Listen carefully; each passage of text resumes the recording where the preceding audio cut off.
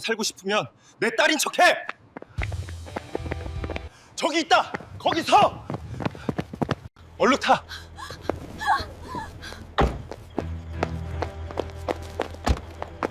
부산항 뒷골목, 낯선 남자가 민주의 입을 틀어막았습니다. 정체불명의 남자들이 추격해오고 있었죠. 남자는 순식간에 다정한 아빠로 변해 민주를 구해줬습니다. 검은 벤츠 안 충격적인 전화가 울렸습니다. 회장님, 찾으셨습니까? 평창동 저택에 도착하자 봉투 하나가 건네졌습니다. 3살부터 지금까지 몰래 찍은 민주의 사진들, 한 장당 1억 원씩 총 20억. 민주는 20년 동안 누군가의 거래 대상이었습니다. 도대체 이 남자는 누구일까요? 그리고 엄마가 감춘 진실은 무엇일까요? 사연 시작 전 구독과 좋아요로 함께 해주세요. 잔뜩 찌푸린 하늘에서 금방이라도 비가 쏟아질 것 같은 11월의 어느 늦은 밤이었습니다. 비릿한 부산항의 바다 냄새보다 더 지독한 건 집에서 기다리는 엄마의 목소리였습니다. 23살 민주는 퉁퉁 부은 발을 이끌고 캄캄한 뒷골목을 걷고 있었습니다. 식당에서 6시간을 꼬박 서서 일해번 돈, 이 꼬깃꼬깃한 지폐 몇 장을 엄마 윤계숙에게 뺏길 생각을 하니 발걸음이 천근만근이었죠. 오늘은 얼마야? 뭐야? 이것밖에 안 돼? 환청처럼 들리는 엄마의 날카로운 고함 소리. 민주는 한숨을 푹 쉬며 컨테이너 야적장 사이길로 접어들었습니다. 가로등도 없는 칠흑 같은 어둠. 그때였습니다. 코너를 도는 순간 등 뒤에서 갑자기 거친 인기척이 느껴졌습니다. 자갈을 밟는 발소리, 거친 숨소리가 빠르게 가까워지고 있었어요. 한 명이 아니었습니다. 여럿의 발자국 소리가 뒤섞여 있었죠. 민주가 고개를 돌리려는 찰나 어둠 속에서 누군가 불쑥 튀어나왔습니다. 커다란 손이 민주의 팔을 낚아채듯 움켜쥐었어요. 뼈가 으스러질 것 같은 힘이었습니다. 비명을 지르려고 입을 벌리는데 또 다른 손이 민주의 입을 단단히 틀어막았습니다. 심장이 멎는 것 같았습니다. 귓속에서 심장 뛰는 소리가 둥둥 울렸어요. 민주의 눈앞에 낯선 남자의 얼굴이 보였습니다. 어둠 속에서도 고급스러운 코트 차림이 눈에 들어왔어요. 50대 초반으로 보이는 중년의 신사였습니다. 남자의 숨소리는 거칠었습니다. 이마에는 땀방울이 맺혀 있었고 충혈된 눈빛은 살기가 서린 것처럼 매서웠어요. 민주는 그 눈을 보는 순간 온몸이 굳어버렸습니다. 남자가 낮은 목소리로 속삭였습니다. 살고 싶으면 내 딸인 척해. 민주는 눈동자만 굴리며 바들바들 떨었습니다. 강도인가요? 납치범인가요? 머릿속이 하얗게 비어버렸어요. 다리에 힘이 풀려서 그 자리에 주저앉을 것만 같았습니다. 등골을 타고 식은 땀이 줄줄 흘러내렸죠. 바로 그때 골목 어귀에서 험상궂은 목소리가 들려왔습니다. 야, 이쪽 아냐? 아까 분명히 이리로 갔는데. 2~3명의 남자들이 두리번거리며 이쪽으로 다가오고 있었습니다. 그들의 눈빛은 사냥감을 찾는 짐승처럼 날카로웠어요. 손에는 뭔가 번쩍이는 게 들려있는 것 같았습니다. 민주는 본능적으로 알 수 있었습니다. 저들은 보통 사람들이 아니라는 것을요. 민주가 영문을 몰라 굳어있자 코트 차림의 남자가 민주의 어깨를 확 끌어안았습니다. 갑작스러운 행동에 민주의 몸이 움찔했어요. 그런데 남자의 목소리가 순식간에 달라졌습니다. 민주야, 왜 전화를 안 받아? 아빠 걱정했잖아. 따뜻하고 다정한 목소리였습니다. 방금 전까지 살기 어린 눈빛으로 협박하던 사람과는 완전히 다른 사람 같았어요. 목소리에는 걱정과 안도가 뒤섞여 있었죠. 골목 어귀의 사내들이 이쪽을 발견하고 멈칫했습니다. 고급 코트 차림에 서울 말씨를 쓰는 중년 남자. 그리고 그가 보호하고 있는 젊은 여자. 누가 봐도 어두운 밤 딸을 마중 나온 아버지의 모습이었죠. 사내들 중 하나가 의심스러운 눈으로 한 발짝 더 다가왔습니다. 남자가 민주를 자신의 등 뒤로 감싸 안으며 날카롭게 쏘아보았습니다. 뭡니까? 우리 딸한테 볼 일이라도 있습니까? 남자의 목소리에는 묵직한 위압감이 실려 있었습니다. 눈빛은 상대를 얼어붙게 만들 정도로 차가웠어요. 동시에 골목 저편에서 검은 정장 차림의 사람들이 다가오는 기척이 느껴졌습니다. 사내들의 얼굴에 당혹스러운 표정이 스쳤어요. 칫 뭐야? 애비가 있었어? 사내들은 바닥에 침을 뱉고 투덜거리며 어둠 속으로 사라졌습니다. 민주는 그제야 막혔던 숨을 내쉬었습니다. 심장이 미친 듯이 뛰고 있었어요. 손바닥에는 식은 땀이 흥건하게 배어 있었죠. 그런데 사내들이 사라지자마자 남자의 표정이 다시 차갑게 굳었습니다. 아까의 다정한 아빠는 온데간데 없이 사라지고 날카로운 눈빛에 낯선 남자만 남았어요. 남자가 민주의 손목을 잡고 빠르게 걸었습니다. 손아귀 힘이 대단했어요. 골목을 빠져나가자 번쩍이는 검은색 벤츠가 보였습니다. 남자가 뒷문을 열었습니다. 민주가 망설이는 사이 골목 쪽에서 다시 발소리가 들려왔습니다. 아까 그 사내들이 돌아오는 것 같았어요. 이번에는 더 많은 발자국 소리가 뒤섞여 있었습니다. 남자가 급하게 민주를 차 안으로 밀어 넣었습니다. 설명할 시간 없어. 일단 타. 쾅 하고 문이 닫혔습니다. 남자가 운전석에 올라타자마자 차가 굉음을 내며 출발했습니다. 민주는 좌석에 내동댕이 쳐지듯 쓰러졌어요. 가죽 시트에서 세차 냄새가 났습니다. 정신을 차렸을 때는 이미 차가 부산항을 벗어나 고속도로 쪽으로 달리고 있었어요. 차창 밖으로 가로등 불빛이 빠르게 스쳐 지나갔습니다. 민주는 공포에 질려 문을 두드렸습니다. 내려줘. 경찰에 신고할 거야. 목소리가 떨렸습니다. 손이 부들부들 떨려서 문 손잡이도 제대로 잡을 수가 없었어요. 심장이 터질 것처럼 두근거렸습니다. 남자가 백미러로 민주를 바라보았습니다. 그의 눈시울이 붉게 충혈되어 있었어요. 분노 때문인지 아니면 다른 감정 때문인지 민주는 알 수 없었습니다. 백미러에 비친 남자의 눈에는 복잡한 감정이 어려 있었죠. 그때 차 안에 전화벨이 울렸습니다. 남자가 블루투스 버튼을 눌러 전화를 받았어요. 회장님, 따님 찾으셨습니까? 차 안 스피커로 다급한 남자의 목소리가 울려 퍼졌습니다. 죄송합니다.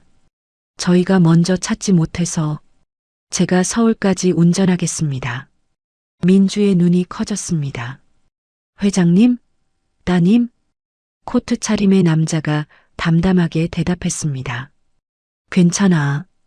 딸과 할 이야기가 있어서 직접 운전해서 가겠네. 전화가 끊어지고 차 안에 무거운 침묵이 내려앉았습니다. 엔진 소리만이 낮게 웅웅거렸어요. 민주는 멍하니 남자의 뒷모습을 바라보았습니다. 회장님이라고 했어요. 따님을 찾았냐고 물었어요. 도대체 무슨 상황인 걸까요? 머릿속이 뒤죽박죽이었습니다. 남자가 입을 열었습니다. 경찰은 널 못 지켜. 낮고 단호한 목소리였습니다. 백미러를 통해 민주와 눈이 마주쳤어요. 내가 네 진짜 아빠다. 민주는 말문이 막혔습니다.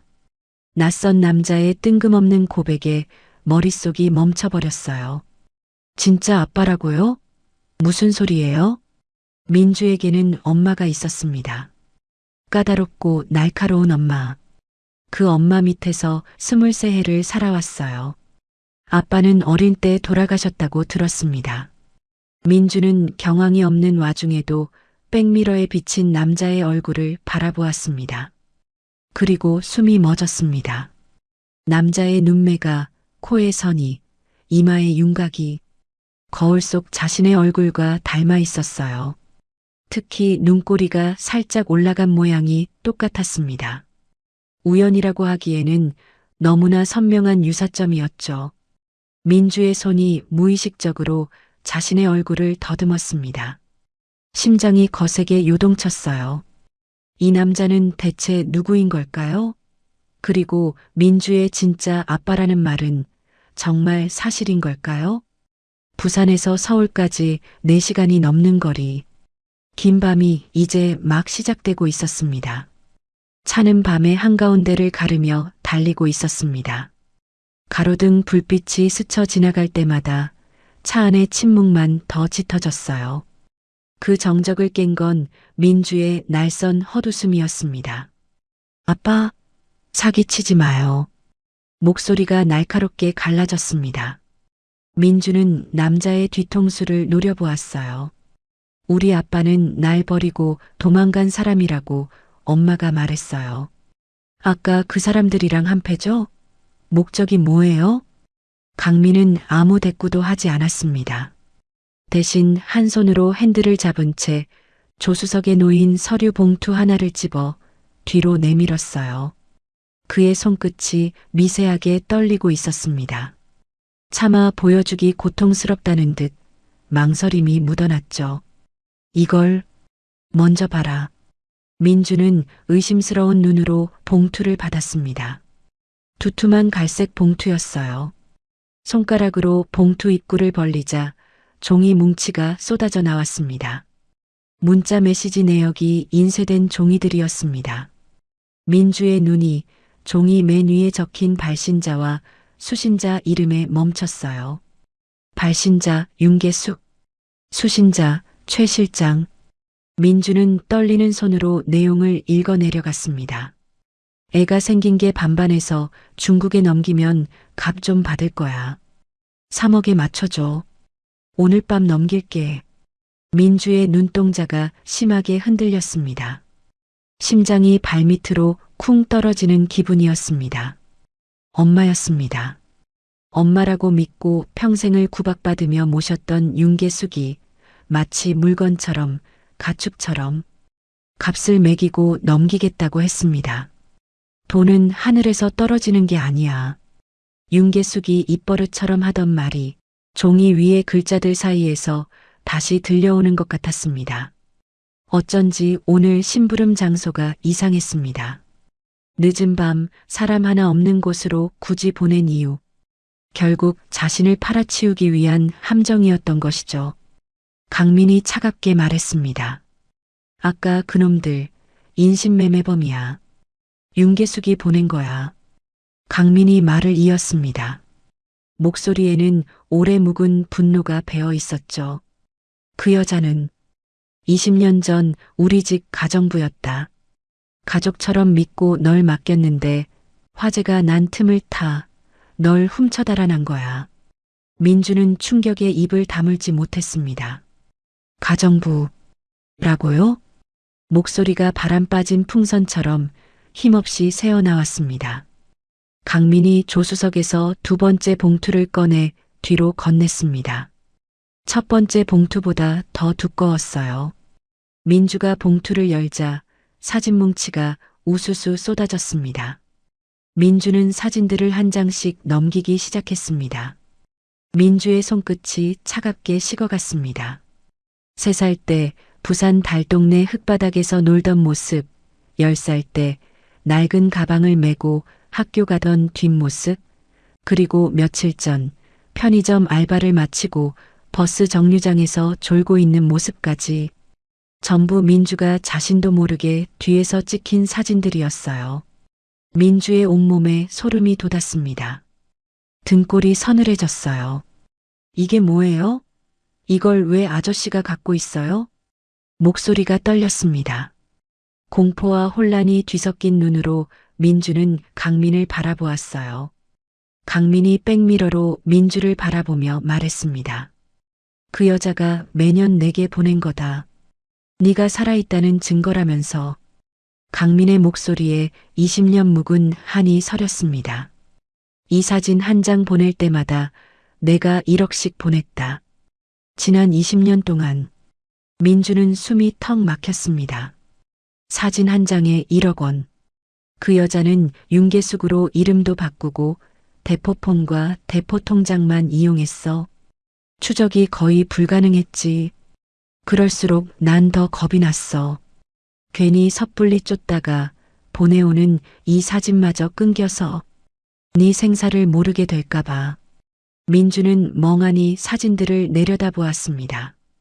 20년 동안 엄마라고 믿었던 운계숙이 자신을 감시하고 몰래 사진을 찍어서 친아버지에게 돈을 뜯어내는 유괴범이었습니다. 배신감과 공포가 뒤섞인 오열이 터져나왔습니다. 목구멍에서 터져나오는 울음을 멈출 수가 없었어요. 눈물이 볼을 타고 흘러내려 턱 끝에서 뚝뚝 떨어졌습니다.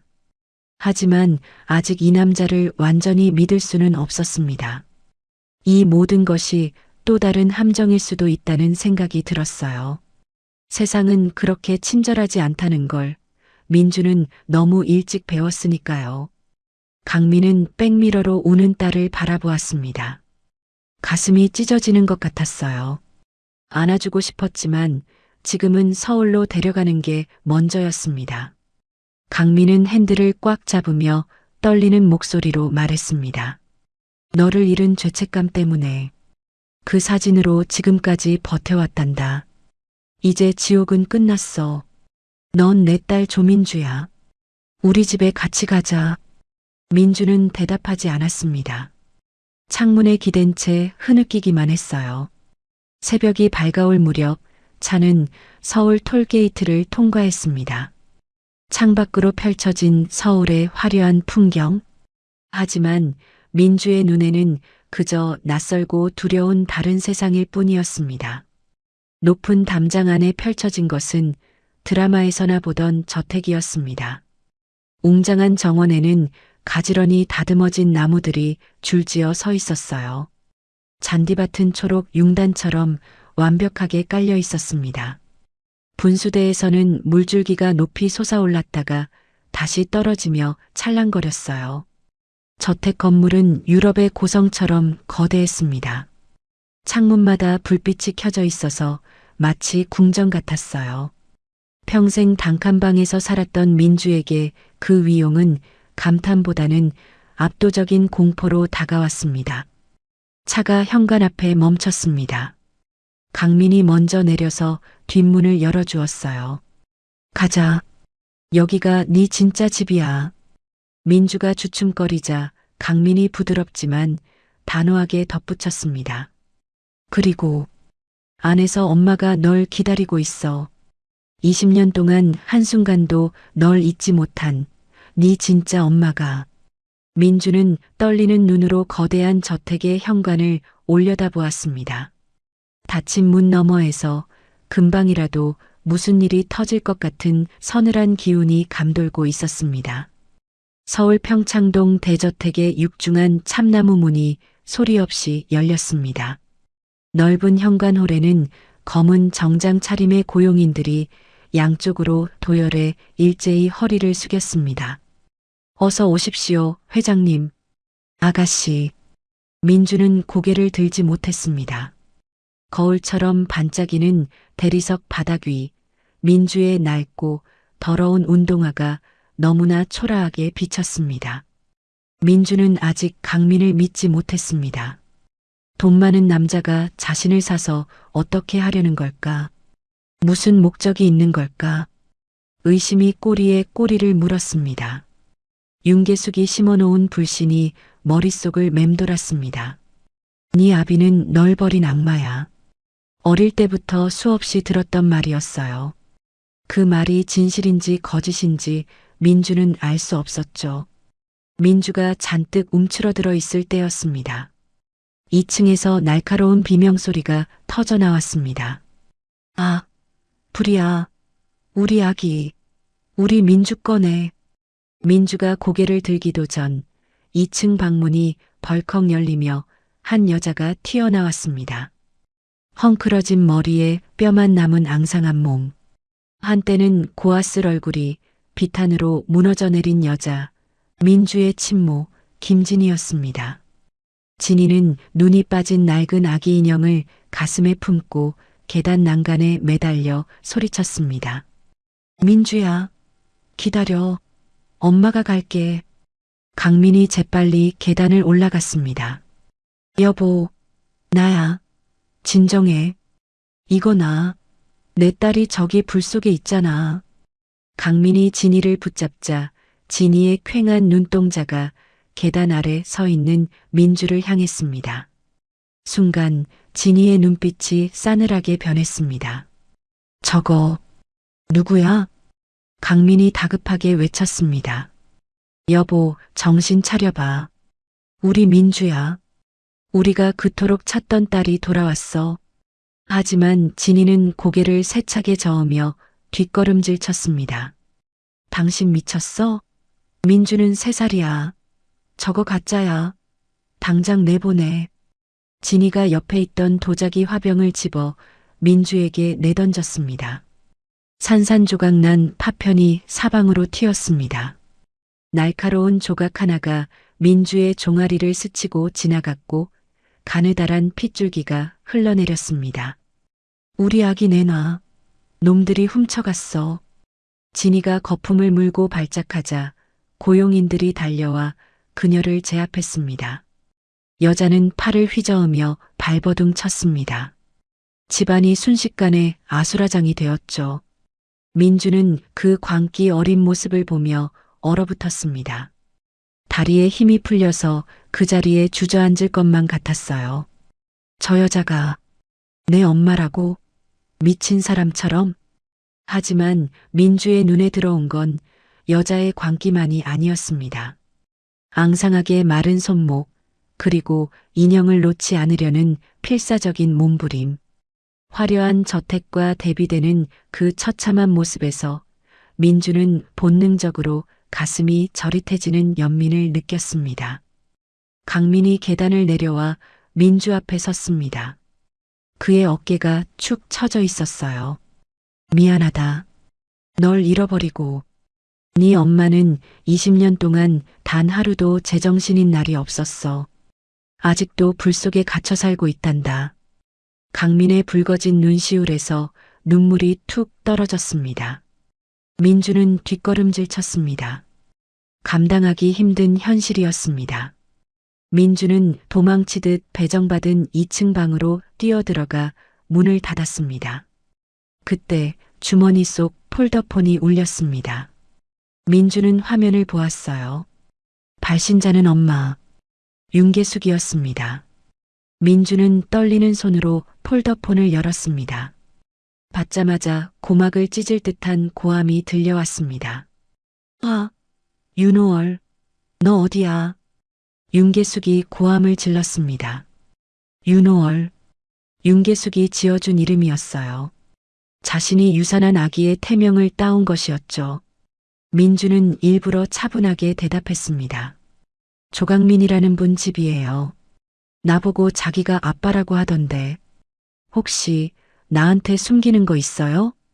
전화기 너머로 윤계숙이 숨을 들이켜는 소리가 들렸어요. 뭐? 조강민? 잠시 침묵이 흐르더니 윤계숙이 당황하기는커녕 되려 적반하장으로 소리쳤습니다. 이야, 이거 은혜도 모르는 기집애네. 내가 널 먹여 살리려고 얼마나 개고생을 했는데 이제 와서 부자 아빠라고 하니까 홀랑 그 집에 들어가냐? 은혜요? 날 3억 받고 중국에 팔아넘기려던 게 은혜예요? 뭐? 브로커들이랑 문자한 거 통장 내역 다 봤어요. 당신이나 유괴해서 20년 동안 내 친아빠한테 돈 뜯어낸 것도 다 알아요. 전곡을 찔린 윤계숙이 발악했습니다. 시끄러워. 그동안 내가 너한테 쳐들인 밥값이 얼만데. 당장 짐 싸서 기어 나와. 민주의 눈빛이 싸늘하게 식었습니다. 이제야 가면이 완전히 벗겨졌어요. 다시는 전화하지 마세요. 민주는 폴더폰 뒷판을 열어 배터리를 분리해버렸어요. 손이 떨렸지만 표정은 담담했습니다. 아니, 담담한 척했습니다. 속으로는 온갖 감정이 소용돌이치고 있었어요. 20세 동안 엄마라고 불렀던 사람이었습니다. 밥을 해주고 잔소리를 하고 때로는 손찌검도 했던 사람이었어요.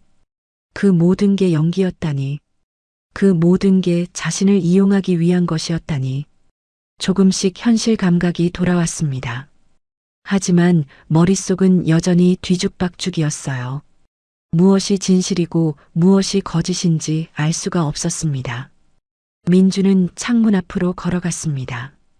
커튼을 젖히고 밖을 내다보았어요. 낯선 서울이 밤이었습니다. 멀리 도시의 불빛이 반짝였어요. 도망쳐도 갈 곳이 없었습니다. 아는 사람도 없고 돈도 없었죠. 방 밖에서는 여전히 진이의 울음소리가 희미하게 들려왔습니다. 밖에는 돈에 미친 유괴범 윤계숙. 아내는 20년 전 고통 속에 갇힌 엄마. 민주는 냉정하게 계산했습니다. 지금 이 집을 나가면 인신매매범들에게 잡힐 거예요.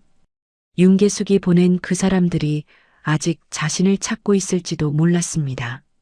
민주는 방문을 이중으로 잠그고 책상 의자를 끌어다 문고리에 단단히 괴어 놓았습니다.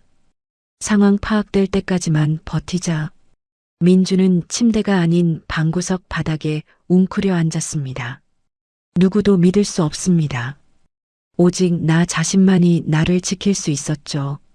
민주는 무릎을 감싸 안은 채 야생동물처럼 날선 눈빛으로 낯선 집에서의 첫 밤을 지새우기 시작했습니다. 하지만 민주는 그때까지 꿈에도 몰랐습니다. 날이 밝으면 굳게 잠긴 저 문을 제 손으로 열게 만들 충격적인 진실이 방문 바로 앞에 기다리고 있다는 것을요. 다음 날부터 며칠간 민주는 방문을 굳게 걸어 잠근 채 대저택에 갇힌 사람처럼 지냈습니다. 밤에는 책상 의자까지 문 앞에 괴어 놓아야만 겨우 눈을 붙일 수 있었죠. 부산항의 기억은 끈질겼습니다. 어둠 속에서 튀어나온 손, 입을 틀어막던 거친 손바닥. 잠이 들어도 악몽에 시달리다 비명을 지르며 깨어나기 일쑤였습니다. 그러던 어느 날 오후, 강민이 급한 처리를 위해 경호원들과 함께 집을 비웠습니다. 집안에 고요함이 내려앉자 민주는 조심스럽게 방문을 열고 복도로 나섰습니다. 어느 곳에 눈길을 두어도 고급스러운 집. 하지만 민주가 느끼기에 이 집의 공기는 깊고 무거운 슬픔으로 가득 차 있었습니다.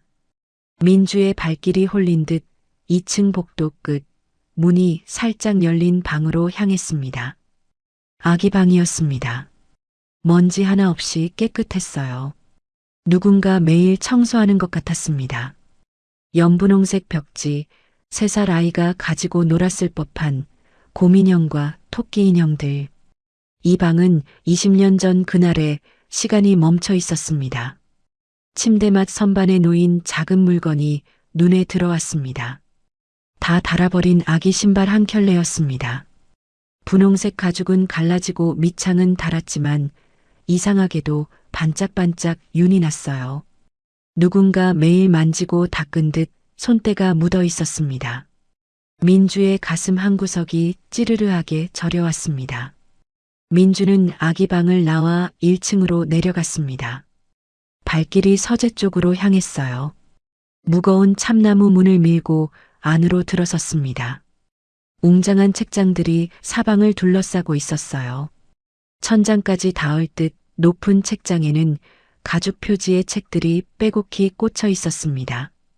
낡은 종이 냄새가 코끝을 스쳤어요. 그때 구석에 무언가가 눈에 띄었습니다. 커다란 액자가 하얀 천으로 덮여 있었어요. 왜 이것만 가려놓은 걸까요? 호기심에 이끌린 민주가 조심스럽게 천을 걷어냈습니다. 순간 민주의 숨이 턱 막혔어요. 캔버스 속에서 20대 여자가 환하게 웃고 있었습니다. 젊은 시절의 진이었어요. 흰 드레스를 입고 햇살 가득한 정원에 서 있는 모습이었습니다. 눈이 초승달처럼 휘어지도록 웃고 있었어요. 볼에는 보조개가 깊게 패여 있었습니다. 행복이 그림 밖으로 흘러넘치는 것 같았어요. 민주는 그 자리에 얼어붙어 자신의 뺨을 감싸쥐었습니다. 이건 나잖아. 거울을 보는 것 같았습니다. 아니, 거울보다 더 선명했습니다. 살짝 올라간 눈꼬리, 웃을 때 패이는 깊은 보조개, 도톰한 입술선까지. 윤계숙과는 단 한 군데도 닮지 않아 평생을 의아해했던 자신의 얼굴이 이 그림 속에 그대로 박제되어 있었습니다. 정말 이 사람이 내 엄마인 거야? 민주의 입에서 떨리는 목소리가 새어나왔어요.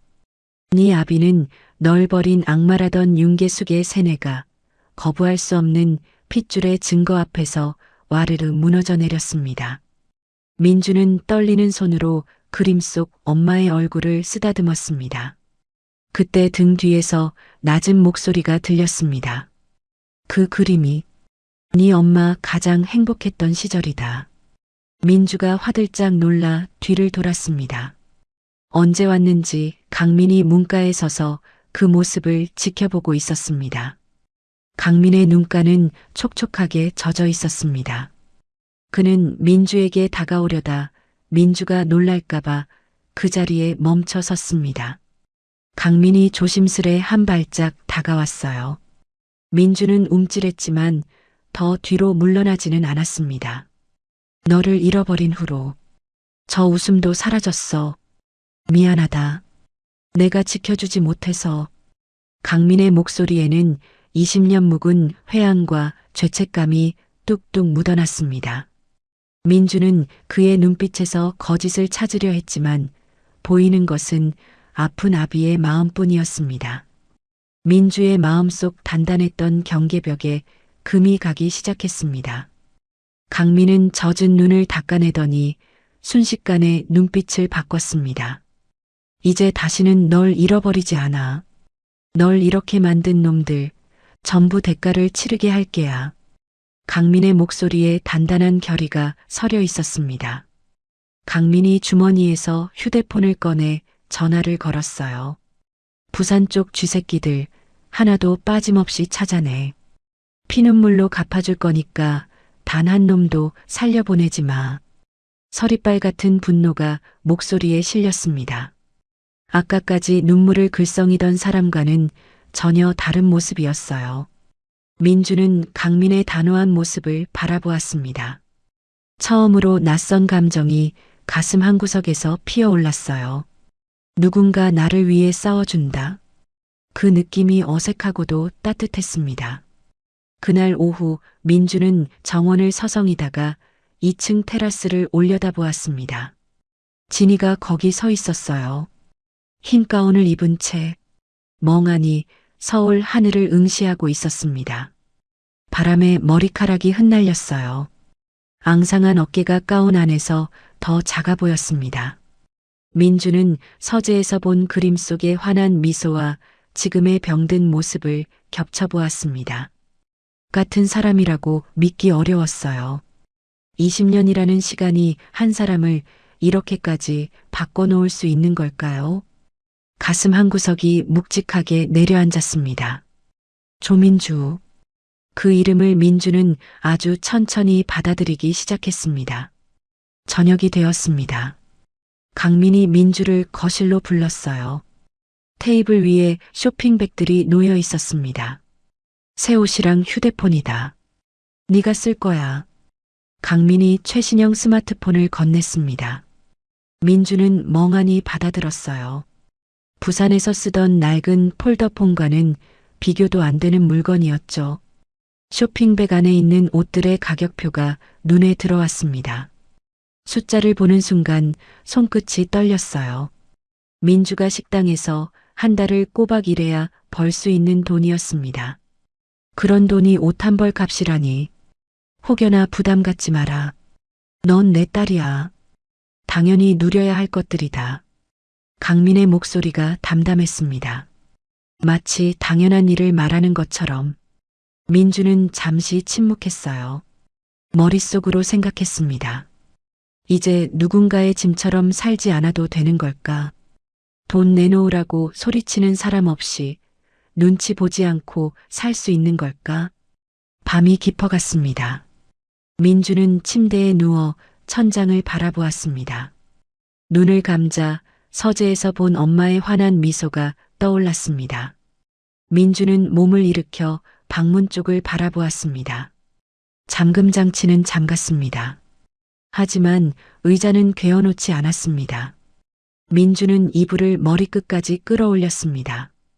생전 처음으로 이 집 어딘가에 내 자리가 있을지도 모른다는 따뜻한 안도감이 가슴에 스며들었습니다. 민주는 깊은 잠에 빠져들었습니다. 하지만 민주는 알지 못했습니다. 이 평화가 얼마나 오래 갈 수 있을지를. 저택의 주방에서는 모처럼 활기찬 소리가 들려왔습니다. 스테인리스 조리대 위로 칼질 소리가 경쾌하게 울렸고 셰프가 굽는 두툼한 스테이크 냄새가 거실까지 은은하게 퍼졌습니다. 버터와 로즈마리 향이 어우러진 평화롭고 따뜻한 저녁 풍경이었습니다. 하지만 그 평화는 순식간에 깨졌습니다. 셰프가 잠시 재료를 가지러 뒤돈 사이 달궈진 팬 위에 기름이 과열된 것입니다. 치익하는 날카로운 소리와 함께 불길이 팬 위로 확 치솟았습니다. 시커먼 연기가 천장으로 솟구쳤고 매캐한 냄새가 순식간에 주방을 넘어 거실로 퍼져나갔습니다. 삐익! 천장에 달린 화재 경보기가 요란하게 울부짖기 시작했습니다. 고막을 찢을 듯한 사이렌 소리가 저택의 정적을 갈기갈기 찢어놓았습니다. 그 순간 2층에서 처절한 비명이 터져나왔습니다. 안 돼. 불이야. 진이었습니다. 방문 틈으로 스며든 탄 냄새를 맡자마자 20년 전 그날의 지옥이 눈앞에 펼쳐진 것입니다. 진이는 맨발로 계단을 굴러 떨어지듯 뛰어내려왔습니다. 민주야, 우리 아기, 엄마가 갈게. 진이의 눈은 뒤집혀 있었고 얼굴은 핏기 하나 없이 창백했습니다.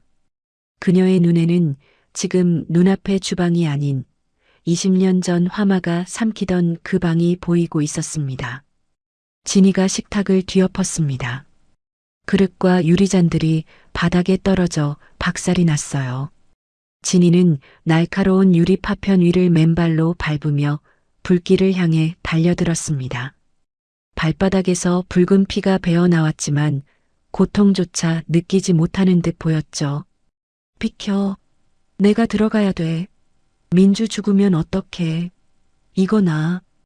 고용인들이 달려들어 말렸지만 아이를 잃을지도 모른다는 공포에 휩싸인 엄마의 괴력은 당해낼 수가 없었습니다. 강민이 달려와 진이를 끌어안았지만 그녀는 남편조차 알아보지 못하고 핥히고 몸부림쳤어요. 싫어. 나 우리 딸 구해야 된다고. 의료진이 급히 달려와 진정제를 꺼냈지만 진이는 주사기를 뿌리치며 더 격렬하게 발작했습니다. 집안은 아비규환의 지옥이 되었습니다. 그때였습니다. 2층 계단 끝에 민주가 섰습니다. 난장판이 된 거실, 뒤엎어진 식탁, 깨진 유리 위를 뒹구는 엄마. 피투성이가 된 발로 불 속으로 뛰어들려는 저 처절한 몸부림. 민주의 시선이 진이에게 고정되었습니다. 민주의 가슴이 쿵 내려앉았습니다. 그동안 미친 여자라고만 생각했습니다. 하지만 지금 민주의 눈에 보이는 건 광기가 아니었습니다. 불길 속에서 새끼를 구하려는 어미의 본능. 20년 전 나를 잃어버릴 때도 엄마는 저렇게 울부짖었겠구나. 민주는 두려움을 삼키고 계단을 내려갔습니다. 심장이 터질 듯 뛰었지만 멈추지 않았습니다. 발광하는 진이에게 조심스럽게 다가갔습니다. 그리고 본능적으로 입술을 떼었습니다. 무서울 때마다 외로울 때마다 습관처럼 흥얼거렸던 그 노래. 민주의 입에서 떨리는 허밍이 흘러나왔어요. 별님도 자고, 달님도 자고, 우리 아가, 착한 아가, 엄마 품에 잘도 잔다. 화재 경보기의 요란한 소음 사이로 맑고 가느다란 노랫소리가 기적처럼 스며들었습니다. 단순한 자장가가 아니었습니다. 20년 전 진이가 어린 민주를 재울 때마다 즉석에서 지어 불러주던 세상에 단 하나뿐인 엄마와 딸의 노래였습니다. 거짓말 같은 일이 일어났습니다. 미친 듯이 날뛰던 진이의 몸부림이 뚝 멈췄습니다. 허공을 휘젓던 손이 굳고 거칠던 숨소리가 잦아들었습니다. 화마의 환영 속에서 오직 딸의 노랫소리만이 그녀의 귓가에 닿은 것입니다. 진이가 천천히 고개를 들었습니다. 초점을 잃고 헤매던 눈동자가 아주 천천히 눈앞의 민주에게 고정되었습니다. 그 노래, 진이의 목소리가 바스락거리는 낙엽처럼 떨렸습니다. 민주는 노래를 멈추지 않았습니다. 눈물이 볼을 타고 줄줄 흘러내렸지만 계속해서 불렀습니다. 엄마 품에 잘도 잔다. 진이가 피로 물든 뻗어 민주의 젖은 뺨을 만졌습니다. 손끝이 파들파들 떨리고 있었습니다. 민주, 내 딸, 민준이? 민주는 대답하지 못했습니다. 목이 메어서 소리가 나오지 않았어요. 대신 고개를 끄덕였습니다. 진이가 와르르 무너지듯 민주를 끌어안았습니다. 살아있었구나. 진이의 몸이 부들부들 떨렸어요. 그녀의 앙상한 팔이 부서져라 딸의 등을 감싸 안았습니다. 살아있었구나. 내 새끼, 살아있었어. 엄마가 미안해. 20년 동안 어디 있었어. 진이는 목 놓아 울었습니다. 그동안의 한이, 죄책감이, 그리움이 한꺼번에 터져 나왔습니다. 민주도 엄마의 마른 등을 끌어안고 어린아이처럼 엉엉 울었습니다. 뼈밖에 남지 않은 엄마의 등에서 전해지는 온기가 너무나 뜨거웠습니다. 매캐한 연기 속에서도 두 모녀의 울음소리는 그 무엇보다 또렷하게 저택을 울렸습니다. 강민은 그 자리에 주저앉아 얼굴을 감싸 쥐었습니다. 새어나오는 오열을 막을 수가 없었습니다. 20년을 기다려온 기적. 아내와 딸이 서로를 끌어안고 우는 이 순간을 위해 그는 버텨왔던 것입니다. 한참이 지나서야 집안이 조용해졌습니다. 의료진이 진이를 방으로 모셨어요. 진이는 민주의 손을 꼭 잡은 채 눈을 감았습니다. 처음으로 진정제 없이 잠든 밤이었어요. 진이의 입가에 희미한 미소가 걸려 있었습니다. 모든 것이 정리된 늦은 밤, 강민은 굳은 표정으로 주방 천장을 올려다보았습니다. 화재 경보기는 정상적으로 울렸습니다. 그런데 정작 불을 꺼야 할 스프링클러가 단 한 방울의 물도 뿜어내지 않았습니다. 강민이 스프링클러 스위치를 눌러보았습니다. 작동했다가 멈췄다가를 반복했어요. 분명히 고장 난 것이었습니다. 강민이 관리인을 불러 호통쳤습니다. 이게 어떻게 된 겁니까? 저번 달 안전 점검 때만 해도 멀쩡하지 않았나요? 관리인이 사색이 되어 대답했습니다. 그게 시스템 오류 같습니다. 그런데 작동 센서가 인위적으로 꺼져 있는 것 같기도 하고 강민의 눈빛이 매섭게 빛났습니다. 수리업체 불러주세요. 당장 고쳐야 합니다. 아, 이 모델은 특수 부품을 해외에서 공수해야 해서 빨라야 2주는 걸린답니다. 2주? 강민은 어둠이 내려앉은 창밖을 노려보았습니다. 정원의 나무들이 바람에 흔들리며 거대한 그림자를 만들고 있었죠. 단순한 기계 고장일 수도 있습니다. 낡은 부품이 때마침 수명을 다한 것일 수도 있고요. 하지만 기적처럼 되찾은 행복 때문일까요? 강민은 아주 작은 균열조차 예민하게 느껴졌습니다. 방패 없이 무방비로 노출된 2주라는 시간. 그는 왠지 모를 한기에 셔츠 깃을 여몄습니다. 닫힌 창문 틈으로 이유를 알 수 없는 서늘한 밤바람이 스산하게 새어 들어오는 것만 같았습니다. 며칠 후 아침이었습니다. 민주는 창가에 앉아 새로 받은 스마트폰을 들여다보고 있었어요. 아직 이 비싼 물건이 자기 것이라는 게 실감이 나지 않았습니다. 그때 문자 알림이 울렸어요. 부산 부동산 보증금 반환 예정 안내. 민주의 눈이 커졌어요. 심장이 쿵 내려앉았습니다. 부산의 그 창고 같은 집은 민주 명의로 계약되어 있었어요. 윤계숙이 신용불량자였기 때문에 민주 이름으로 계약할 수밖에 없었죠. 그래서 보증금 관련 연락은 늘 민주에게 왔습니다. 민주는 바로 전화를 걸었습니다. 부동산 직원의 목소리가 아무렇지 않게 들려왔어요. 아, 어머님이 연락 주셨더라고요. 딸내미가 바빠서 위임했다고. 보증금 1,000만 원 싹 다 본인 계좌로 쏴달라시던데요. 민주의 손이 떨렸습니다. 그 돈이 어떤 돈입니까? 고등학생 때부터 잠주려가며 설거지하고 불판 닦아서 피땀으로 모은 돈이었습니다. 빚까지 져가며 마련한 민주의 전 재산이자 목숨값이었습니다. 민주는 자리에서 일어나 곧장 강민을 찾아갔습니다. 부산에 가야 해요. 지금 당장요. 민주의 목소리가 단호했어요. 눈빛이 흔들리지 않았습니다. 강민은 잠시 말이 막혔습니다. 걱정스러운 표정이 스쳤어요. 윤계숙이 있는 곳에 딸을 보내고 싶지 않았습니다. 하지만 민주의 굳은 표정을 보더니 고개를 끄덕였어요. 혼자 못 보내. 나도 간다. 함께 있어주마. 강민의 목소리가 단단했습니다.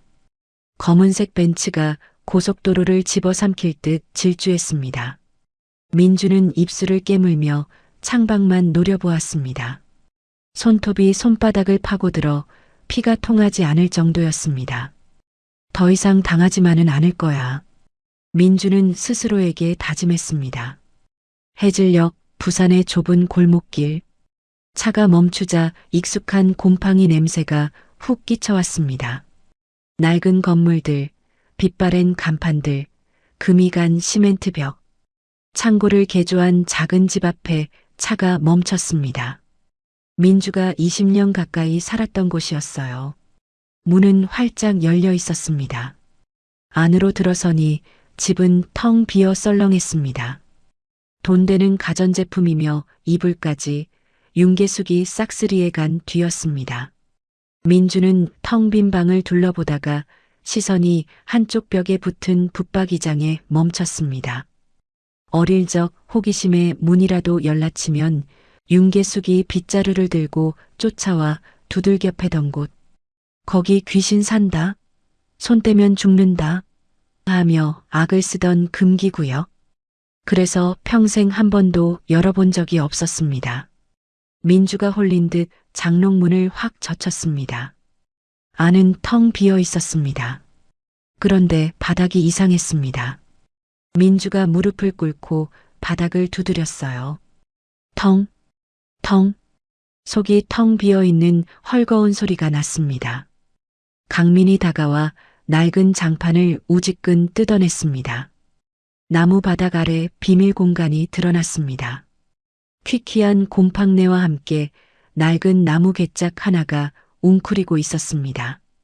강민이 괴짝을 열자 먼지 구덩이 속에서 종이 뭉치가 쏟아졌습니다. 20년 전 날짜가 찍힌 서류들이었습니다. 거액의 사채 차용증들이었어요. 빌린 금액, 이자율, 도장, 전부 윤계숙의 본명으로 된 것들이었습니다. 그리고 하나의 종이가 눈에 띄었어요. 강민이 종이를 펴들더니 헛숨을 들이켰습니다. 평창동 저택의 구조가 상세히 그려진 약도였습니다. 빨간 사인펜으로 불 지르고 금고 털기, 뒷문 개구멍 도주라고 휘갈겨 쓴 글씨가 섬뜩했습니다. 강민의 얼굴이 창백하게 질렸습니다. 우발적인 게 아니었어. 강민의 목소리가 떨렸어요. 빚 갚으려고 계획적으로 불을 지른 거야. 더 기가 막힌 건 괴짝 바닥에 깔린 일기장이었습니다. 표지가 너덜너덜한 노트를 펼치자 종이가 찢어질 듯 꾹꾹 눌러 쓴 악필이 튀어나왔습니다. 펜을 너무 세게 눌러서 종이가 찢어진 곳도 있었죠. 분노와 광기가 글자 하나하나에 배어 있었어요. 김진희는 다 가졌다. 예쁜 얼굴, 돈 많은 남편, 건강한 아기까지. 나는 뭐가 있나? 내 새끼는 뱃속에서 죽었는데 이대로는 억울해서 못 산다. 다 태워버릴 거다. 빼앗아 올 거다. 일기장 사이에는 강민과 진희의 행복한 가족 사진이 끼워져 있었습니다.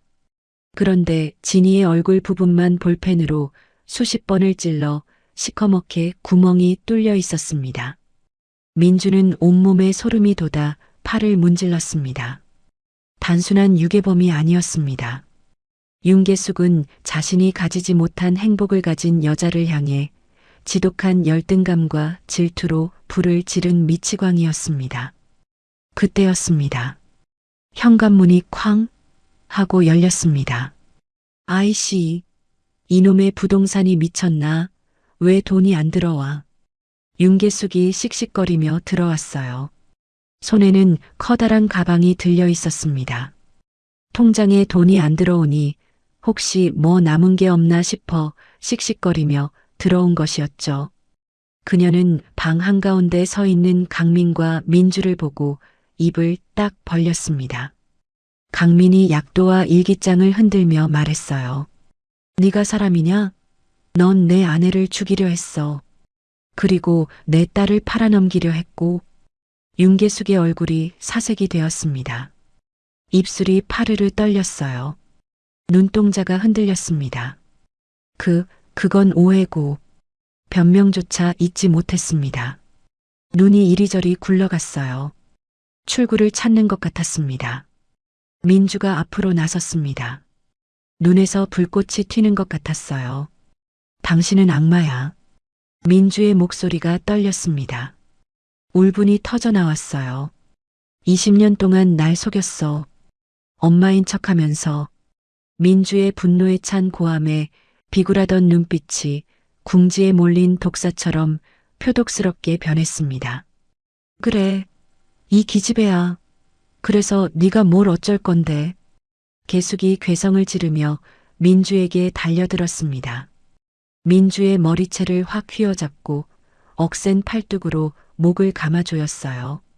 민주가 비명을 지르며 뒤로 꺾였습니다. 계숙은 민주를 방패막이 삼아 뒤로 주춤주춤 물러났습니다. 침을 튀기며 악을 썼습니다. 오지마. 한 발짝만 더 오면 네 딸 목 부러뜨려 버릴 거야. 강민이 그 자리에 못 박힌 듯 멈춰 섰습니다.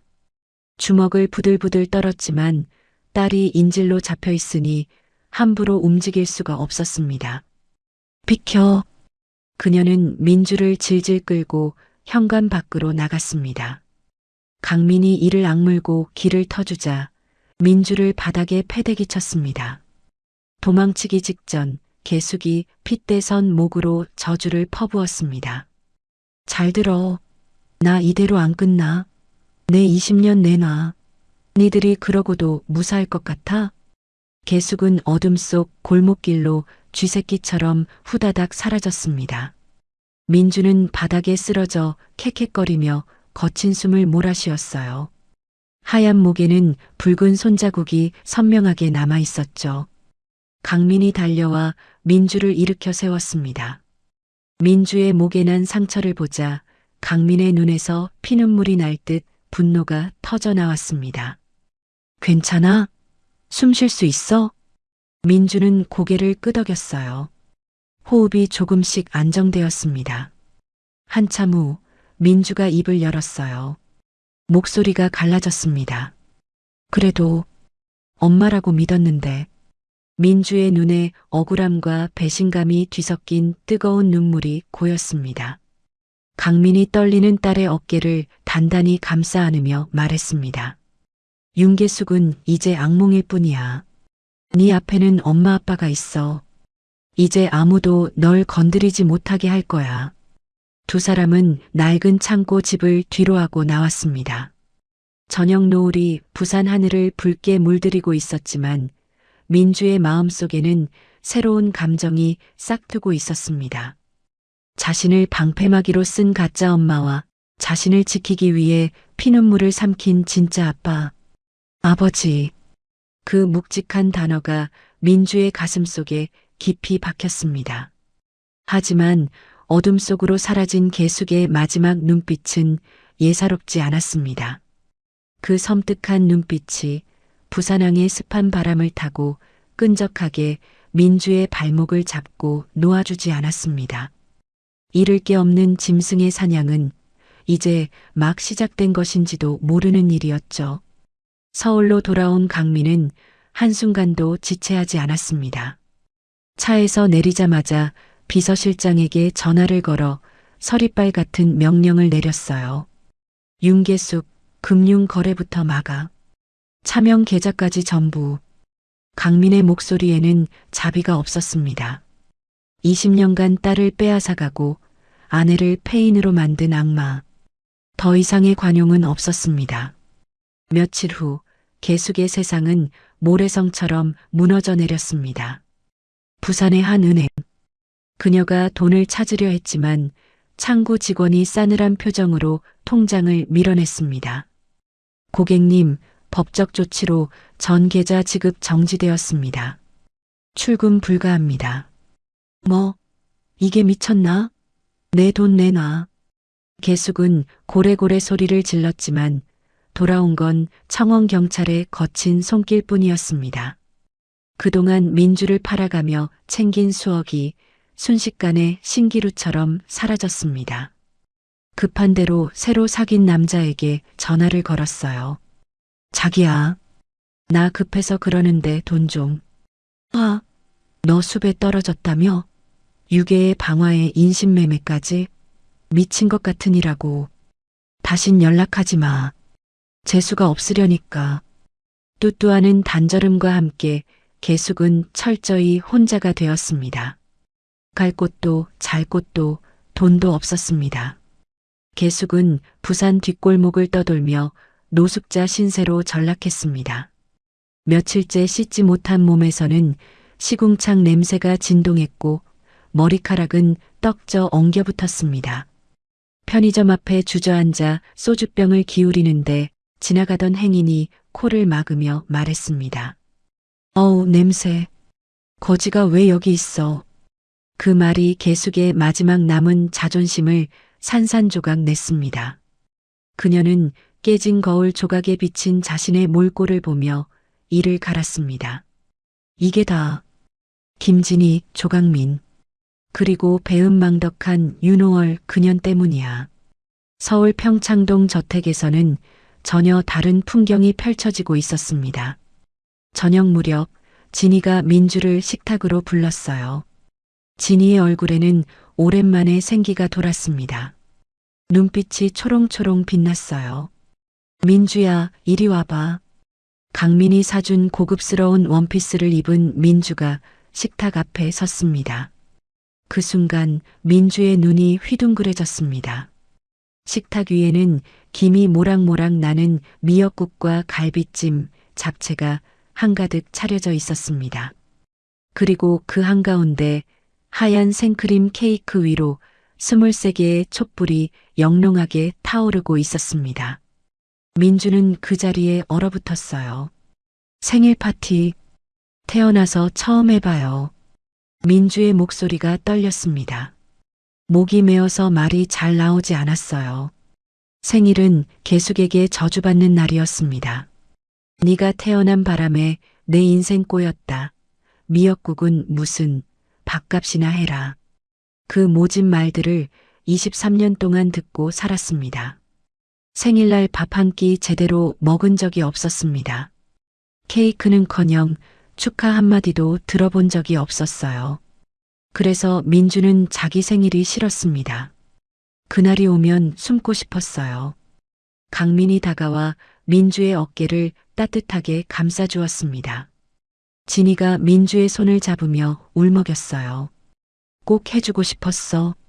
네가 우리 곁에 없을 때도 엄마는 매년 케이크를 사서 촛불을 켰어. 네가 없는 20번의 생일을 축하하면서 기다려왔지. 진이의 눈에 눈물이 고였어요. 하지만 입가에는 미소가 걸려 있었습니다. 태어나줘서 고맙다, 민주야. 살아있어줘서, 우리 딸로 와줘서 정말 고맙다. 민주는 일렁이는 23개의 불꽃을 바라보았습니다. 나는 태어나지 말았어야 했다. 20년 넘게 가슴에 박혀있던 그 얼음 같은 저주가 부모님의 눈물과 촛불의 온기 앞에서 눈 녹듯 사라져 내렸습니다. 후, 민주가 촛불을 껐습니다. 23개의 어둠이 꺼지고 새로운 빛이 켜지는 순간이었습니다. 세 사람은 서로를 끌어안고 울다가 웃었습니다. 난생 처음 느껴보는 가족의 온도였습니다. 같은 시각, 저택 담장 밖 어둠 속 나무 사이에 숨어 이 광경을 훔쳐보는 그림자가 있었습니다. 부산에서 서울까지 화물차 짐칸에 몰래 타고 올라온 개숙이었죠. 윤개숙은 나뭇가지 틈으로 거실 안을 훔쳐보았습니다. 새 옷을 입고 공주처럼 웃는 민주, 인자하게 웃는 강민, 그리고 행복해 보이는 진이. 윤개숙의 동공이 지진이 난 듯 흔들리다 뒤집혔습니다. 저건 내 자리야.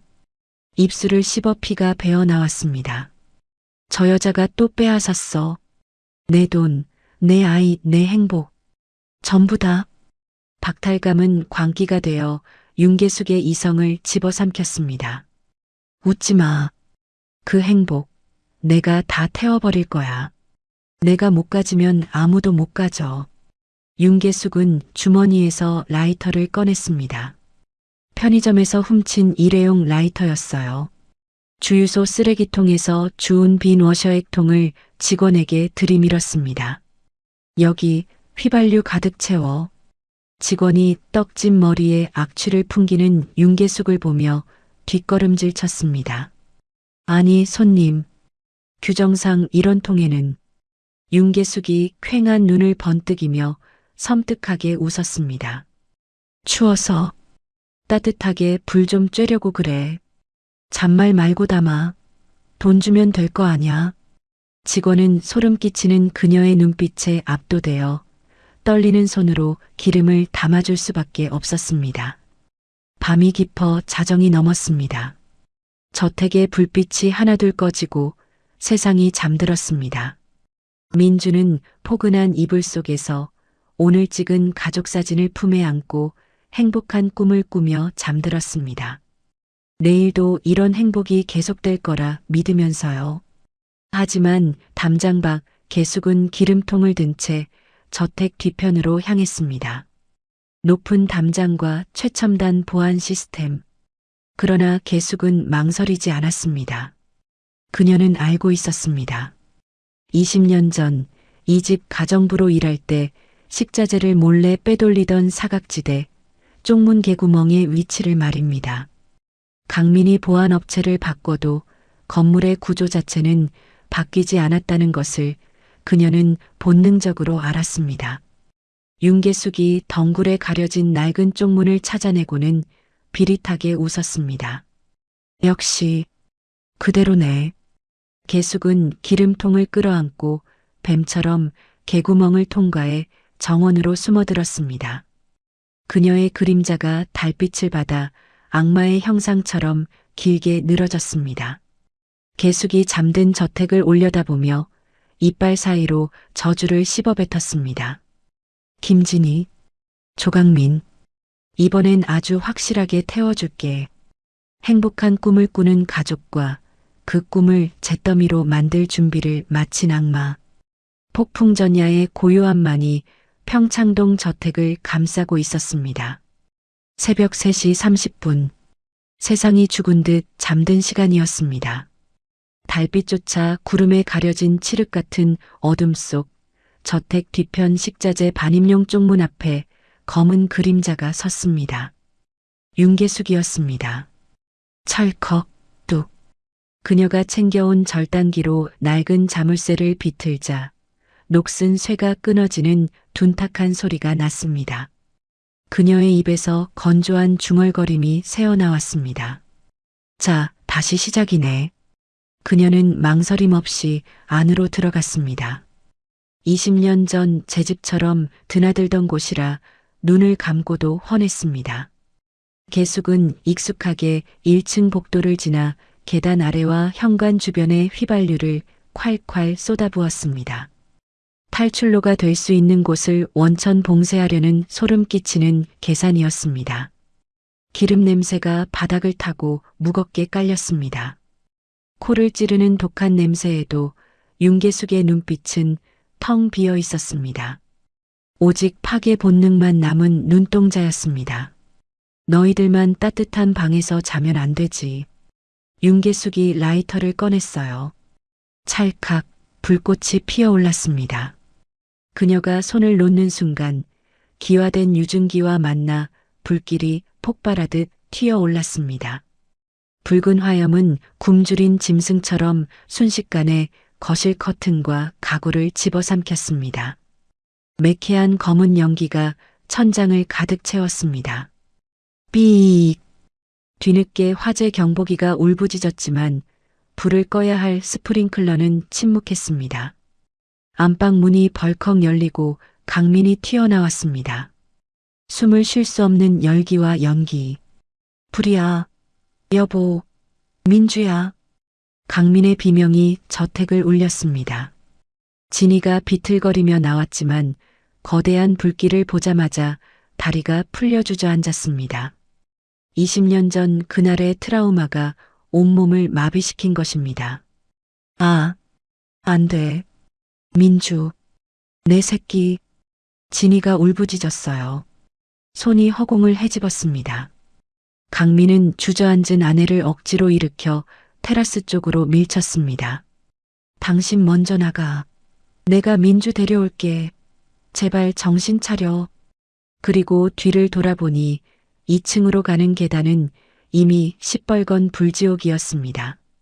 강민은 욕실로 뛰어들어가 이불에 찬물을 쏟아부었습니다. 물에 흠뻑 젖은 이불을 머리에 뒤집어 쓰고 그는 망설임 없이 불길 속으로 몸을 던졌습니다. 이번엔 안 놓쳐. 절대로. 강민은 네 발로 기어서 타오르는 계단을 올랐습니다. 젖은 이불이 열기에 말라가고 살이 익는 듯한 고통이 밀려왔지만 그는 이를 악물고 버텼습니다. 2층 복도. 앞이 보이지 않는 연기 속에서 강민이 소리쳤습니다. 민주야. 콜록, 콜록. 아빠. 민주의 방 안에서 희미한 비명이 들렸습니다. 강민이 어깨로 방문을 들이받았습니다. 쾅하는 굉음과 함께 문이 열리자 민주가 구석에 웅크린 채 벌벌 떨고 있었습니다. 뜨겁게 달궈진 문손잡이를 잡으려다 손에 화상을 입은 상태였습니다. 아빠, 무서워요. 살려주세요. 민주의 목소리가 가늘게 떨렸어요. 그때였습니다. 연기 자욱한 복도 구석에서 기괴한 그림자가 꿈틀거렸습니다.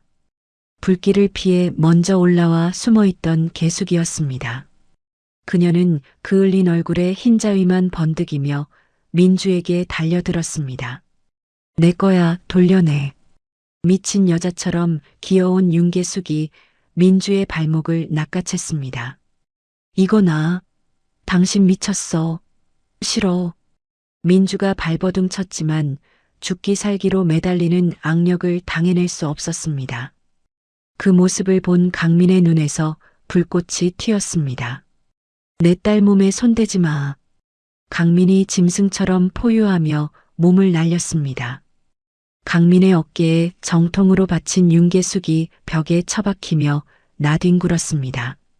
강민은 그 틈을 타 민주를 와락 끌어안았습니다. 민주야, 아빠 왔다. 숨 참아. 그는 민주를 품에 안고 주위를 둘러보았어요. 하지만 퇴로가 없었습니다. 계단은 이미 무너져 내렸고 불길은 방문 앞까지 들이닥쳤습니다. 남은 건 창문뿐이었습니다. 밖에서는 사이렌 소리가 들려왔지만 구조대가 오기엔 너무 멀었습니다. 강민은 주저없이 의자를 들어 창문을 내리쳤습니다. 유리가 깨지며 차가운 새벽 공기가 밀려 들어왔습니다. 아래를 내려다보니 2층 높이의 화단이 보였습니다. 맨몸으로 뛰어내리기엔 위험한 높이였지만 선택의 여지가 없었습니다. 뒤에서 윤계숙이 다시 기어왔습니다. 손톱이 깨져 피를 흘리면서도 그녀의 눈은 민주에게 고정되어 있었습니다. 안 돼. 가면 안 돼. 나랑 같이 죽어. 지옥에서 온 악기 같은 모습이었습니다. 강민은 민주의 어깨를 잡고 흔들림 없는 눈으로 딸을 응시했습니다. 민주야, 아빠 목 꽉 끌어안아. 절대로 놓으면 안 된다. 아빠 믿지? 눈 딱 감아. 민주가 떨리는 팔로 강민의 목을 감싸 앉아 강민은 딸의 머리를 자신의 가슴 깊이 파묻었습니다. 그리고 딸을 온몸으로 감싼 채 창문 밖 허공으로 몸을 던졌습니다. 둔탁하고 끔찍한 소리가 바닥을 울렸습니다. 강민은 자신의 등판으로 땅에 떨어지며 낙하 충격을 고스란히 받아냈습니다.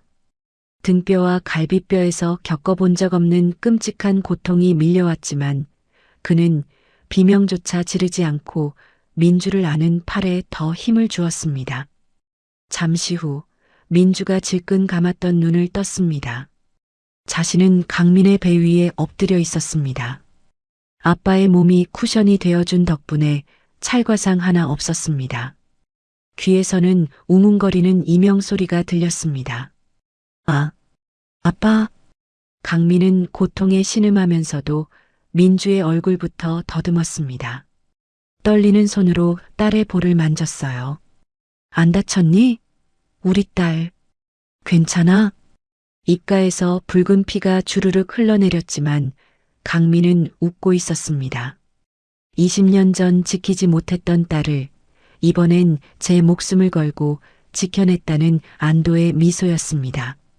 그때 2층 창가에서 계숙의 처절한 비명이 들렸습니다. 뜨거워. 살려줘. 불길에 갇힌 계숙이 창틀에 매달려 발버둥 치다 뒤늦게 진입한 소방관들에게 짐짝처럼 끌려 나왔습니다. 민주는 움직이지 못하는 아빠를 끌어안고 통곡했습니다. 아빠, 눈 좀 떠봐요. 제발요.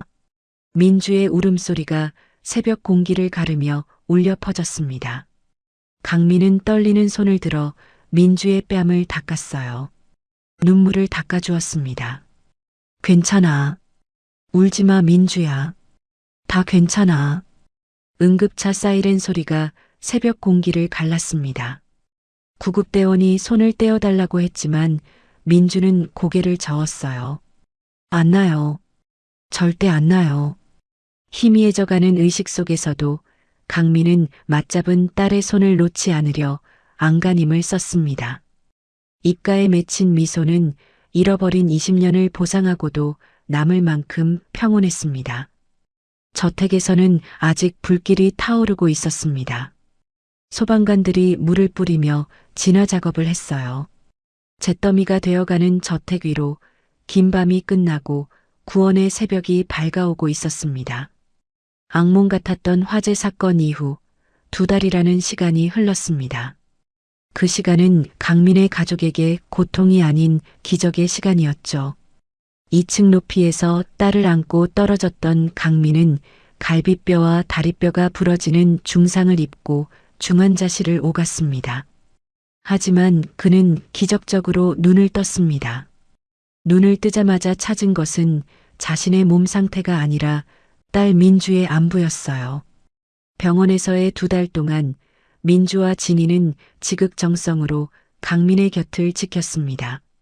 진이는 20년 만에 되찾은 정신으로 남편의 손발을 닦았고 민주는 서툰 솜씨로 아빠를 위해 사과를 깎았어요. 죽음의 문턱을 함께 넘은 세 사람은 이제 말하지 않아도 서로의 눈빛만 봐도 아는 진짜 가족이 되어 있었죠. 그리고 드디어 모든 것을 바로잡을 심판의 날이 밝았습니다. 서울 북부지방법원 형사법정. 방청석은 발 디딜 틈 없이 꽉 찼습니다. 20년간의 유괴, 방화, 인신매매 미수까지 얽힌 이 충격적인 사건은 연일 뉴스를 타며 전 국민의 공분을 사고 있었습니다. 피고인석에 윤계숙이 끌려 나왔습니다. 푸른색 수의를 입은 그녀의 가슴에는 2034라는 죄수 번호가 박혀 있었어요. 불과 2달 전만 해도 도끼가 가득했던 얼굴은 감옥밥을 먹으며 폭삭 늙어 쭈글쭈글한 노파가 되어 있었습니다. 재판이 시작되자 윤계숙은 판사를 향해 바닥에 머리를 찌으며 통곡하기 시작했습니다. 아이고, 판사님, 저는 억울합니다. 법정이 쩌렁쩌렁 울리도록 악을 썼습니다. 불난 집에서 버려진 애를 제 목숨 걸고 구해서 20년 동안 제 젖 먹여 키웠습니다. 친부모도 못 알아보는 핏덩이를 제가 거뒀는데 이게 유괴입니까? 저는 낳지만 않았지 진짜 엄마입니다. 그녀의 뻔뻔한 연기에 방청석이 잠시 술렁였습니다. 내막을 모르는 일부 방청객들은 수군거렸어요. 하긴 20년 키운 정이 무섭지. 그래도 키워준 공은 있는 거 아니야? 맨 앞줄 휠체어에 앉은 강민의 주먹이 부들부들 떨렸습니다. 옆에 앉은 진이가 남편의 손등을 덮으며 침착하게 고개를 저었습니다. 우리에겐 민주가 있다는 믿음이었습니다. 검사가 자리에서 일어나 차분하게 외쳤습니다. 증인 입장하세요. 법정 문이 열리고 민주가 들어왔습니다. 단정한 검은색 정장 차림. 어깨는 곧게 펴져 있었고 눈빛은 흔들림 없이 단단했어요. 부산항 골목에서 땅만 보고 걷던 주눅든 소녀는 그곳에 없었습니다. 민주는 증언석에 앉아 피고인석의 윤계숙을 똑바로 쳐다보았습니다. 계숙이 움찔하며 시선을 피했습니다. 그녀의 국선 변호인이 공격적으로 질문을 던졌습니다. 증인, 피고인이 20년 동안 밥 먹여주고 재워준 건 사실 아닙니까? 엄마라고 부르며 가족처럼 지냈잖습니까?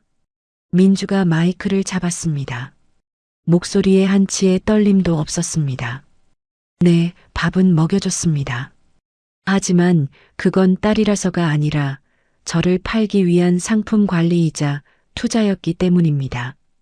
법정에 찬물을 끼얹은 듯 정적이 흘렀습니다. 민주는 준비해온 서류 뭉치를 들어보였어요. 강민이 찾아낸 증거, 도찰 사진과 입금 내역서였습니다.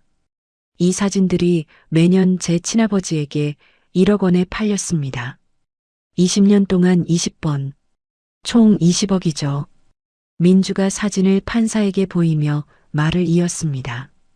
저는 딸이 아니라 피고인의 연금이자 돈벌이 수단이었습니다. 방청석이 경악으로 들끓었습니다. 세상에 딸을 팔아서 장사를 했어? 저런 짐승만도 못한. 동정로는 순식간에 분노로 바뀌었습니다. 궁지에 몰린 윤계숙이 벌떡 일어나 삿대질을 했습니다. 아, 이 배은망덕한 기집애야. 내가 널 어떻게 키웠는데 다 너 먹여 살리려고 그런 거잖아. 판사가 단호하게 말했습니다. 피고인, 발언 자제하세요. 경위가 윤계숙의 어깨를 눌러 앉혔어요. 검사가 차분히 말을 이었습니다. 피고인은 피해자를 반복적으로 감시하고 착취했습니다. 또한 최근에는 해외 인신매매 조직과 접촉한 정황도 확인되었습니다. 피해자를 3억 원에 팔아넘기려 했습니다. 방청석이 다시 술렁였어요. 기자들의 카메라 셔터 소리가 연달아 울렸습니다. 민주는 그런 윤계숙을 차갑게 내려다보며 마지막 쐐기를 박았습니다. 가족? 당신은 내 진짜 가족을 2번이나 불태워 죽이려 했어. 민주가 소매를 걷어 팔뚝에 남은 붉은 화상 흉터를 보여주었습니다. 그리고 가장 하고 싶었던 말을 토해냈습니다. 가장 중요한 것. 당신이 지은 이름 윤호월. 그건 당신이 유산한 뱃속에서 죽은 아이의 태명이었잖아. 윤계숙의 얼굴이 흙빛으로 변했어요. 자신의 치부가 만천하에 드러난 것이었습니다. 나는 처음부터 지금까지 계속 조민주였어야 했어. 민주의 눈에 눈물이 맺혔지만 꾹 참았습니다. 나는 당신 죽은 아이 대용품이었고 감정 쓰레기통이었어. 생일날마다 태어나지 말았어야 한다는 소리를 들었어. 그게 어떻게 가족이야? 민주의 절규에 방청석 여기저기서 훌쩍이는 소리가 들렸습니다. 계숙은 할 말을 잃고 털썩 주저앉았습니다. 민주가 재판장을 보며 단호하게 선언했습니다.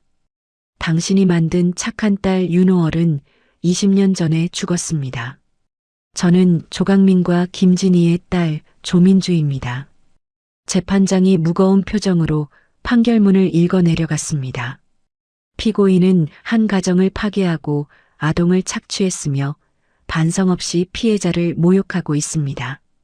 죄질이 극히 불량하여 사회와 영구히 격리할 필요가 있습니다. 잠시 후 재판장의 입에서 준엄한 심판이 떨어졌습니다. 주문. 피고인 윤계숙에게 무기징역을 선고한다. 의사봉 소리가 법정을 갈랐습니다. 방청석에서 박수와 환호가 터져 나왔습니다. 휠체어에 앉은 강민은 참았던 눈물을 손등으로 훔쳤고 진희는 두 손을 모아 감사 기도를 올렸습니다. 이거 내가 억울해서 못 살아. 김진희 너 때문이야. 계숙이 발악하며 난동을 부렸지만 교도관들이 양팔을 꺾어 질질 끌고 나갔습니다. 그녀의 비참한 비명소리가 복도 끝으로 멀어지며 20년의 질기나견도 영원히 끝이 났어요. 법정 밖으로 나오자 눈부신 햇살이 쏟아졌어요. 따뜻한 봄 햇살이었습니다.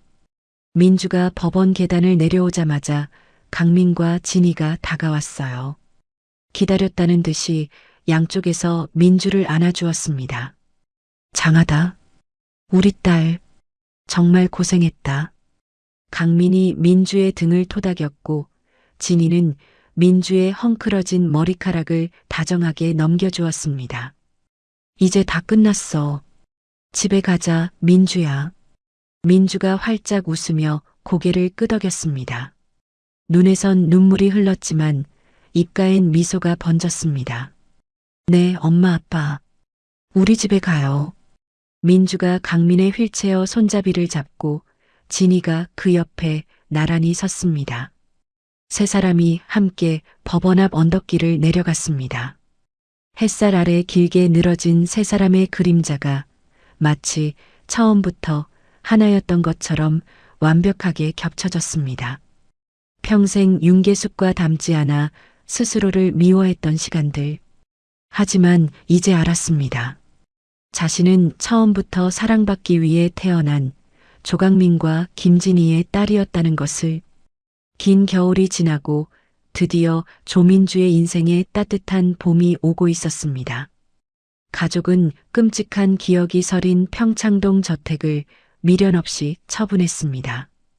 두 번의 화재, 20년의 상처, 그 지독했던 과거를 잿더미 속에 묻어두고 반포의 한강이 한눈에 내려다 보이는 펜트하우스로 이사했습니다. 거실의 넓은 통유리 너머로 한강 물결이 아침 햇살을 받아 금빛으로 반짝였고 유람선이 평화롭게 미끄러져 나갔습니다. 꽉 막힌 담장 안에 갇혀 지냈던 가족에게 탁 트인 강변은 진정한 자유와 새로운 시작을 알리는 최고의 보금자리였습니다. 거실 한가운데에는 그랜드 피아노가 놓여 있었습니다. 검은색 피아노가 햇살을 받아 매끄러운 윤기를 뽐냈습니다. 강민이 딸을 위해 특별히 주문 제작한 것이었습니다. 민주는 뒤늦게 발견한 음악적 재능으로 음대 입시를 준비 중이었습니다. 24세 시작한 늦은 도전이었지만 그 열정만은 누구에게도 지지 않았습니다.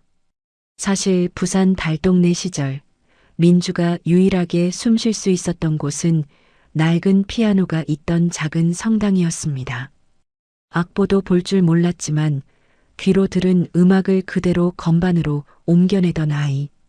하지만 그 재능은 계숙의 구박 속에 철저히 짓밟혀 있었습니다. 시끄럽게 뭔 짓이야? 피아노가 밥 먹여주냐? 그 모진 말에 민주는 꿈을 접었었습니다. 하지만 서울에 온 뒤 진이의 심리 치료를 위해 함께 건반을 두드리다가 강민이 그 천재성을 알아봤습니다. 민주야, 네 손끝에 엄마를 살리는 힘이 있구나. 그 한마디가 멈췄던 민주의 심장을 다시 뛰게 만들었습니다. 오늘은 민주가 처음으로 나가는 아마추어 피아노 콩쿠르 날이었어요. 담당 선생님이 처음 민주의 손을 보고 말했었죠. 민주 씨, 무대에 한번 서보지 않을래요? 그 말이 오늘을 만들었습니다. 하지만 대기실에 앉은 민주의 손끝은 덜덜 떨리고 있었습니다. 심장이 귀 옆에서 뛰는 것처럼 요동쳤고 손바닥은 식은 땀으로 축축했습니다. 갑자기 20년의 트라우마가 덮쳐왔습니다. 윤계숙의 고함 소리가 환청처럼 귓가를 때렸습니다. 시끄러워. 울지 마. 소리내면 죽여버린다. 민주는 숨이 가빠졌습니다. 나 같은 게 무슨 피아노야. 바닥을 치는 자존감. 도망치고만 싶었습니다. 참가번호 23번 조민주. 사회자가 민주의 이름을 호명했어요. 무대로 걸어나가는 발걸음이 허공을 걷는 듯 붕 뜬 느낌이었습니다. 피아노 앞에 앉았지만 건반이 흐릿하게 뭉개져 보였습니다. 안 돼, 손이 안 움직여. 그때였습니다. 객석 맨 앞줄에서 진이가 벌떡 일어났습니다. 주변 시선은 아랑곳하지 않고 두 손을 가슴 앞에 모아 간절한 눈빛을 보냈습니다. 입모양이 또렷하게 움직였습니다. 엄마는 너를 믿어. 옆에 있던 강민도 주먹을 불끈 쥐며 고개를 끄덕였습니다. 그의 단단한 눈빛이 말하고 있었습니다. 괜찮다. 아빠가 여기 있다. 부모님의 눈빛이 민주의 공포를 뚫고 들어왔습니다. 따뜻한 빛이 어둠을 몰아내는 것 같았습니다. 윤계숙의 환청이 거짓말처럼 사라지고 차갑게 굳었던 소나기가 풀렸습니다. 민주는 깊이 심호흡을 했습니다. 나는 윤호월이 아니야. 죽은 아이의 대용품이 아니야. 사랑받는 딸 조민주야. 민주의 손가락이 건반 위에 내려앉았습니다. 첫 음이 울렸어요. 그 맑고 투명한 소리가 공연장의 공기를 갈랐습니다. 연주곡은 자장가 변주곡이었어요. 화재 후유증으로 미쳐가던 엄마를 되돌린 그 기적의 자장가를 민주가 직접 피아노 곡으로 편곡한 것이었습니다. 서툴지만 진심이 꾹꾹 눌러 담긴 연주가 공연장을 가득 채웠습니다. 슬픔으로 시작해서 환희로 끝나는 선율, 잃어버린 20년의 시간, 되찾은 가족, 그리고 앞으로의 희망이 음표 하나하나에 살아 숨쉬었죠. 어느새 민주의 떨림은 사라지고 손가락은 건반 위를 춤추듯 날아다녔습니다. 마지막 음이 긴 여운을 남기며 사라졌습니다. 잠시 정적이 흐르더니 우레와 같은 박수가 터져나왔습니다. 진이는 펑펑 울며 기립박수를 쳤고 강민은 엄지를 치켜 세웠습니다. 민주는 자리에서 일어나 환하게 웃으며 허리 숙여 인사했습니다. 스스로를 가뒀던 감옥문을 열고 트라우마를 완전히 극복한 순간이었죠. 다음 날 아침, 평온한 일상으로 돌아온 한강변 아파트였어요. 창문으로 쏟아지는 아침 햇살에 한강이 보석처럼 반짝였습니다. 주방에서는 진이가 끓인 구수한 된장찌개 냄새가 퍼졌습니다. 민주야, 밥 먹고 학원 가야지. 진이의 목소리가 꾀꼬리처럼 밝았습니다. 예전의 창백하고 병든 모습은 온데간데 없고 건강한 혈색이 돌았습니다. 강민도 식탁에 앉아 흐뭇하게 신문을 보고 있었습니다. 화재 때 다친 허리는 아직 뻐근했지만 가족을 지켜낸 훈장이라 생각하니 아프지 않았죠. 세 사람이 둘러앉아 밥을 먹었어요. 된장찌개, 계란말이, 김치. 소박하지만 따뜻한 아침 식사였습니다. 밥을 든든히 먹은 민주가 현관으로 나섰어요. 다녀오겠습니다. 민주가 운동화를 신으려는데 손이 떨렸어요. 어젯밤 무대의 흥분이 아직 가시지 않은 탓인지 아니면 설렘 때문인지 운동화 끈이 자꾸만 꼬였습니다. 그때 출근 준비를 하던 강민이 다가왔습니다. 천하의 대기업 회장이 딸 앞에 조용히 무릎을 꿇었어요. 그리고 투박한 손으로 운동화 끈을 정성스럽게 묶어주었습니다. 토끼 귀 모양으로 예쁘게. 민주가 쑥스러워하며 말했어요. 아빠, 제가 할게요. 강민이 민주를 올려다보며 세상에서 가장 따뜻한 미소를 지었습니다. 천천히 가도 돼. 넘어져도 괜찮고. 강민이 매듭을 단단히 조이며 말을 이었습니다. 아빠랑 엄마는 항상 네 뒤에 서 있을 테니까. 겁먹지 말고 이제 너만의 연주를 해. 민주의 가슴이 벅차올랐습니다. 코끝이 찡해졌어요. 네, 아빠. 민주가 씩씩하게 문을 열고 나갔습니다. 쏟아지는 아침 햇살이 민주의 앞길을 비췄습니다. 봄바람이 불어와 머리카락을 기분 좋게 간지럽혔습니다. 강민과 진이가 테라스에 나란히 서서 멀어지는 딸의 뒷모습을 보며 손을 흔들었습니다. 민주도 뒤돌아 환하게 웃으며 손을 흔들었습니다. 진이가 강민의 팔짱을 끼며 물었습니다. 우리 딸 참 예쁘지? 강민이 고개를 끄덕였습니다. 그럼 세상에서 제일 예쁘지. 한강의 윤슬처럼 반짝이는 민주의 미래. 20년의 길고 어두운 터널을 뚫고 드디어 흐르기 시작한 그녀만의 새로운 노래였습니다.